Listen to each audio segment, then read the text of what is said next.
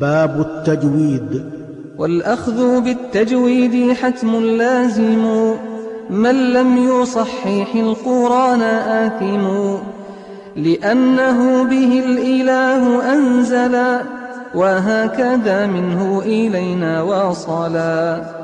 وهو أيضا حليات التلاوة، وزينة الأداء والقراءة، وهو إعطاء الحروف حقها من كل صفات ومستحقها، ورد كل واحد لأصله، واللفظ في نظيره كمثله، مكملا من غير ما تكلف، باللطف في النطق بلا تعسف، وليس بينه وبين تركه إلا رياضة امرئ بفكه.